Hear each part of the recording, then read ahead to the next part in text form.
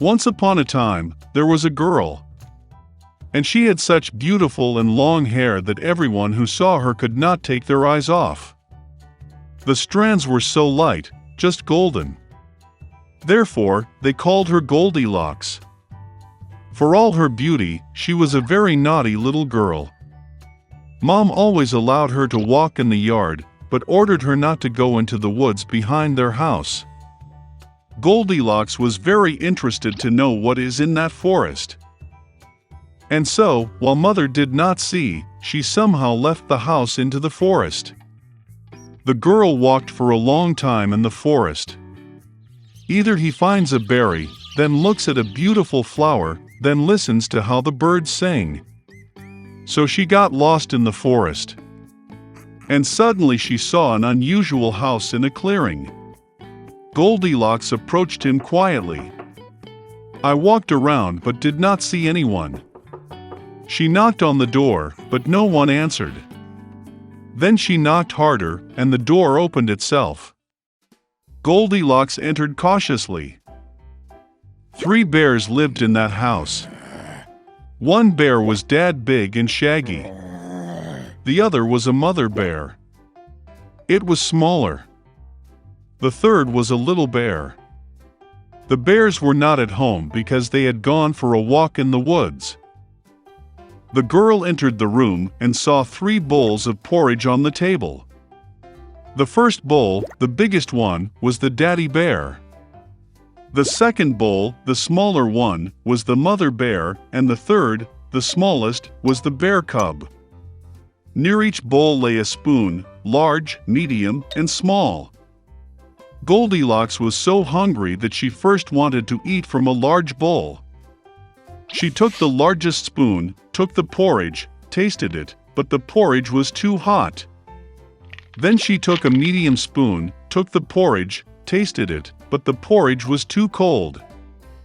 Finally, she took a small spoon and tasted the porridge from the small bowl. This porridge was neither hot nor cold, just right. And Goldilocks ate all the porridge from the little bowl.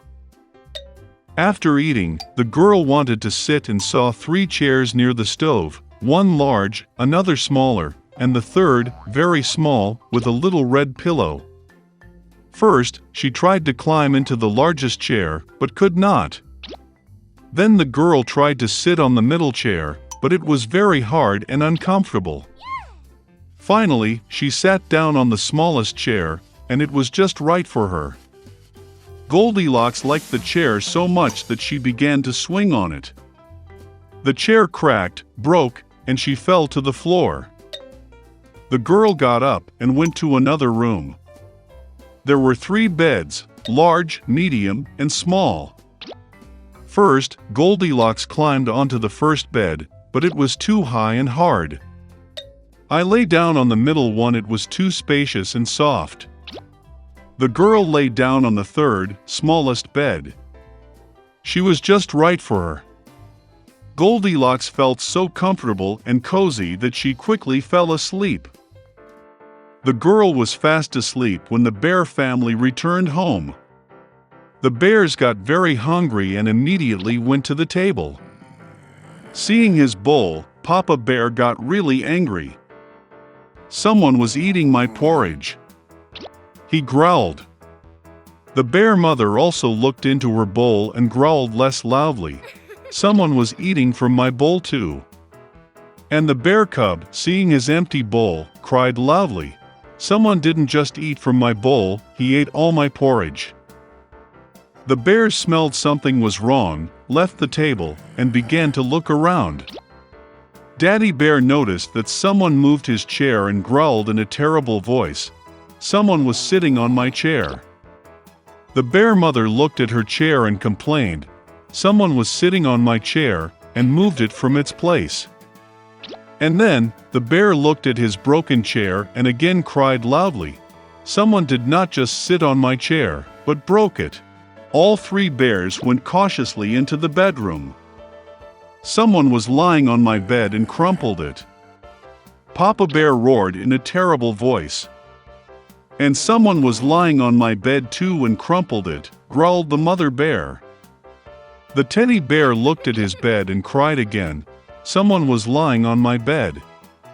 And then he saw the girl and squealed in a thin voice, "And still sleeps in her." Dad and Mom bears came to the bed and saw that a little girl was sleeping there.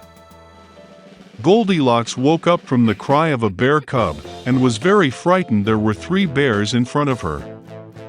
She instantly jumped out of the house and ran wherever her eyes looked, without looking back. The girl ran for a long time. She was very tired, and then she saw her mother, who was looking for her missing daughter in the forest.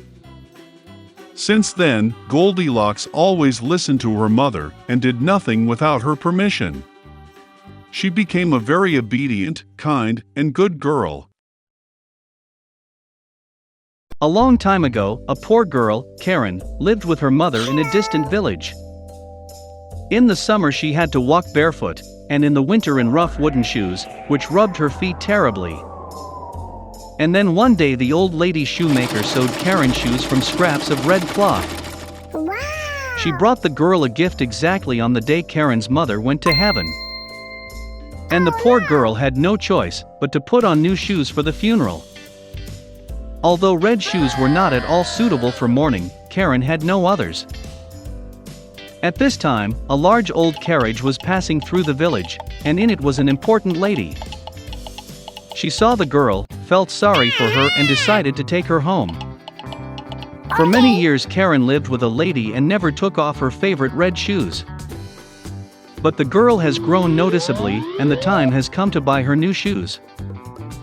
So, the lady took Karen to the store. The lady was already old, and therefore could not see the correct pair of shoes. Then she asked Karen to choose the most modest black shoes to wear to church. But in the shop window there were bright red shoes. They were exactly like the ones that the shoemaker had once made for Karen. And so the girl told the lady that she had chosen the simplest shoes, and the mistress gladly paid for them.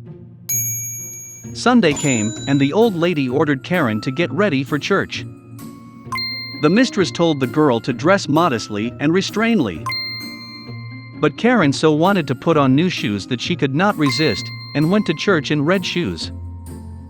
And all the people in the service every now and then looked at Karen's feet. After dinner, the lady learned from the people that Karen had come in red shoes. The lady could not stand the shame and decided to go home early. But an old soldier was waiting for them at the church gate. Hello. He bowed deeply to the ladies, saw the red shoes, and began to praise them as never before. Nice. Karen danced with delight. And then her legs began to dance by themselves, as if the shoes had some kind of magical power. The girl was frightened, wanted to throw off her shoes, but they were tight. The shoes were firmly attached to her feet. And Karen had to dance. She danced through the fields and meadows, in the rain and in sunny weather, both at night and during the day. And then one night the girl found herself on the edge of the forest.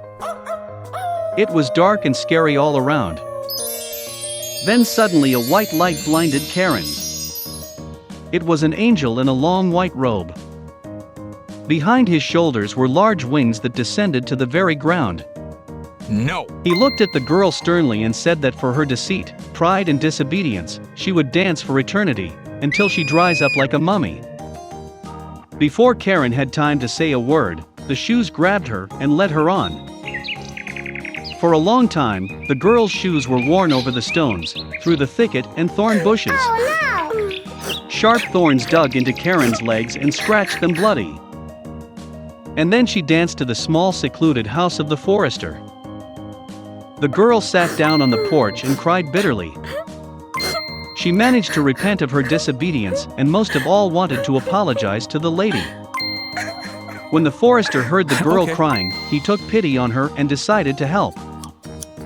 Then he took silver scissors and cut the red shoes. Karen was overjoyed to be able to control her legs again.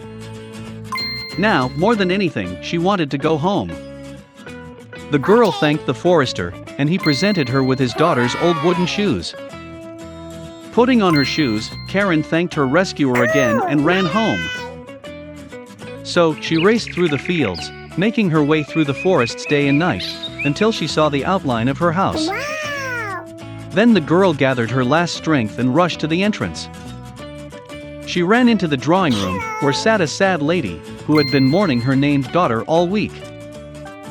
Seeing Karen, the mistress beamed with joy. Oh yeah!